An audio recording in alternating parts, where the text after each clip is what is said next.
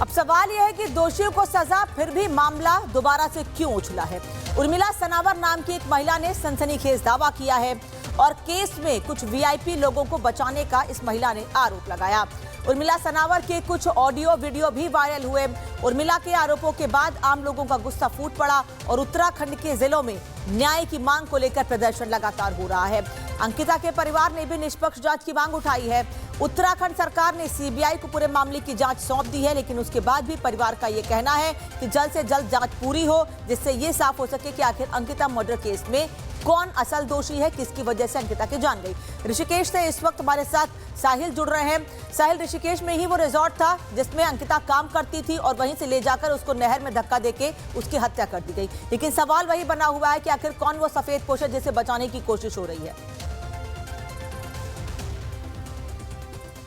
हाँ जी बिल्कुल, जैसे ही वीआईपीज के कुछ नाम सामने आए उसके बाद से ही उत्तराखंड के लोगों में आक्रोश देखने को मिला था। अंकिता के परिवार में आक्रोश था कि इस पूरे मामले में जो है सीबीआई की जांच होनी चाहिए। सीबीआई ने सोमवार के दिन जो है दिल्ली के अंदर इस पूरे मामले में मुकदमा दर्ज किया और इस समय सीबीआई उत्तराखंड में मौजूद है और सीबीआई ने अंकिता भंडारी मर्डर केस की जो इन्वेस्टिगेशन है वो शुरू कर दिया है। इस वक्त मैं ऋषिकेश के उसी वंतरा रिसोर्ट के बाहर मौजूद हूँ, जिस रिसोर्ट में अंकिता अपने घर से यहाँ पर भविष्य बनाने के लिए पहुंची थी, लेकिन उसको कुछ समय बाद ये जानकारी नहीं थी कि वो यहाँ से वापस नहीं लौटेगी और उसकी हत्या करके उसको नहर में फेंक दिया जाएगा। ये तस्वीरों में आप जो रिसोर्ट देख रहे हैं, ये वंतरा रिसोर्ट है।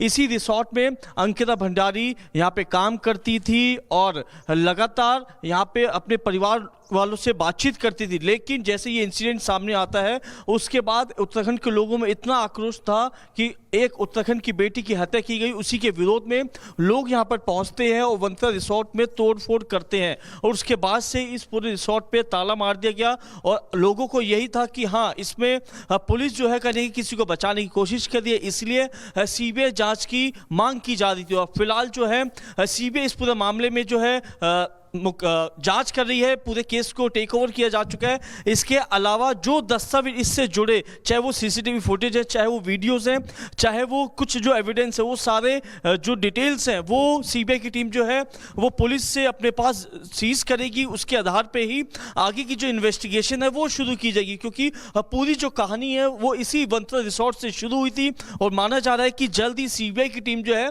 इस रिसोर्ट में भी जो है विजिट कर सकती है। यहाँ पे घटनास्थल पे पहुंच के घटनास्थल का मुआयना किया जाएगा कि आखिरकार उस रात क्या हुआ था, कितने लोग यहाँ पर मौजूद थे, क्योंकि जिन जिन लोगों के गवाहों के नाम इस पूरे केस में दर्ज हैं उन लोगों को भी पुलिस जो राउंड अप करेगी, उनसे भी इस पूरे मामले में क्वेश्चनिंग की जाएगी, चाहे वो इस रिसोर्ट का मैनेजर हो, चाहे वो वेटर हो, चाहे केयर टेकर हो, सब जो है सीबीआई की रडार पे हैं, सबसे क्वेश्चनिंग की जाएगी। इसके अलावा जिस महिला उर्मिला का जिक्र हो रहा है, उर्मिला ने जो वीडियो सोशल मीडिया पे अपलोड किए हैं, कुछ वीआईपीज का जिक्र हो रहा है, उनको भी ऐसा धन्यवाद आपका इस जानकारी के लिए। अब सीबीआई की टीम यहां पहुंचेगी और पूरे मामले में जांच आगे बढ़ेगी और हर एक किसी को इंतजार है कि वो नाम सामने आए जिसको दबाने छुपाने की कोशिश की जा रही है।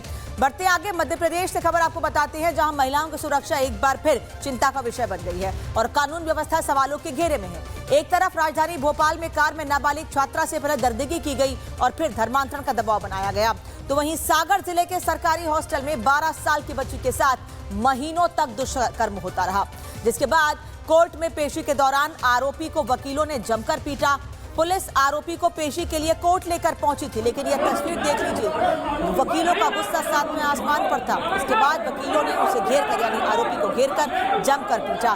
बड़ी संख्या में वकील वहां पर इकट्ठे थे। पुलिस इस आरोपी को बचाने की कोशिश कर रही थी, लेकिन इस दौरान वकील इतनी बड़ी संख्या में थे कि खींचतान शुरू हुई और वकीलों ने आरोपी को खींचकर पीटना शुरू कर दिया।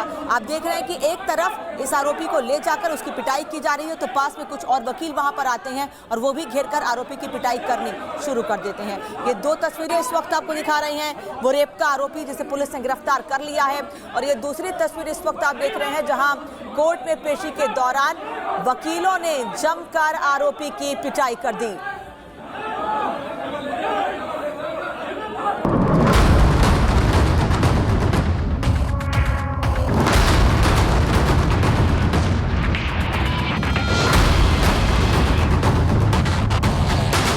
मध्य प्रदेश, जहां कानून सख्त है लेकिन अपराधियों का हौसला उससे भी ज्यादा। राजधानी भोपाल और सागर, दो अलग अलग शहर, लेकिन दर्द एक जैसा। सबसे पहले आपको भोपाल लिए चलते हैं, जहां कोहिफिजा इलाके में 11वीं की छात्रा को घुमाने के बहाने कार में बैठाया गया और फिर सुनसान इलाके में दरिंदगी की गई। 11वीं की छात्रा से कार में दुष्कर्म हुआ, घुमाने के बहाने कार में बिठाया, सुनसान इलाके में दरिंदगी की। आरोपी ने धर्मांतरण का दबाव बनाया, शादी का झांसा देकर चुप कराया।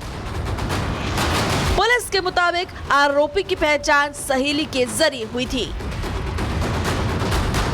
पीड़िता की रिपोर्ट पर एक थाना कोइफिजा में पॉक्सो एक्ट के अंतर्गत अपराध कायम हुआ है। मामले की गंभीरता को देखते हुए तत्परता से आरोपी की तलाश की गई और कुछ ही समय पश्चात घटना की रिपोर्ट के कुछ ही समय पश्चात आरोपी को गिरफ्तार कर लिया गया है। और ये कोई पहला मामला नहीं है। सागर से आई दूसरी खबर और भी डरावनी है।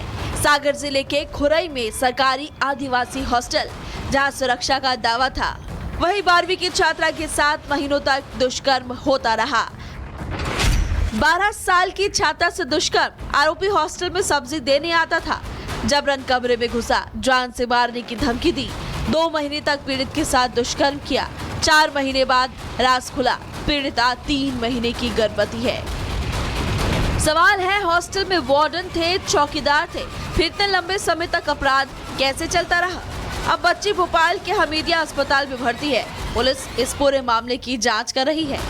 अपराध पंजीबद्ध कर विवेचना में ले लिया है। आरोपी को तत्परता दिखाते हुए अभी राउंड अप कर लिया है, हिरासत में ले लिया है, जिससे पूछताछ जारी है और आगे उसमें जो भी वैधानिक कार्रवाई होगी आरोपी गिरफ्तार करके न्यायालय पेश किया जाएगा। 2 शहर 2 आरोपी, लेकिन पीड़िताएं एक जैसी, नाबालिग छात्राएं। जहां एक जगह कार के अंदर हैवानियत हुई तो दूसरी जगह सरकारी हॉस्टल में महीनों तक दरिंदगी।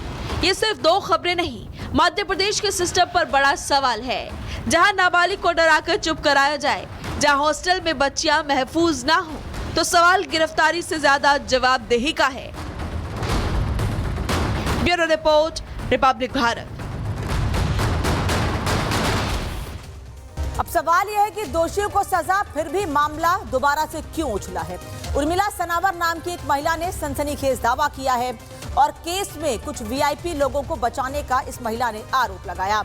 उर्मिला सनावर के कुछ ऑडियो वीडियो भी वायरल हुए। उर्मिला के आरोपों के बाद आम लोगों का गुस्सा फूट पड़ा और उत्तराखंड के जिलों में न्याय की मांग को लेकर प्रदर्शन लगातार हो रहा है। अंकिता के परिवार ने भी निष्पक्ष जांच की मांग उठाई है। उत्तराखंड सरकार ने सीबीआई को पूरे मामले की जांच सौंप दी है, लेकिन उसके बाद भी परिवार का ये कहना है कि जल्द से जल्द जांच पूरी हो, जिससे ये साफ हो सके कि आखिर अंकिता मर्डर केस में कौन असल दोषी है, किसकी वजह से अंकिता की जान गई। ऋषिकेश से इस वक्त हमारे साथ साहिल जुड़ रहे हैं। साहिल, ऋषिकेश में ही वो रिजॉर्ट था जिसमें अंकिता काम करती थी और वहीं से ले जाकर उसको नहर में धक्का देके उसकी हत्या कर दी गई, लेकिन सवाल वही बना हुआ है कि आखिर कौन वो सफेद पोशर जिसे बचाने की कोशिश हो रही है।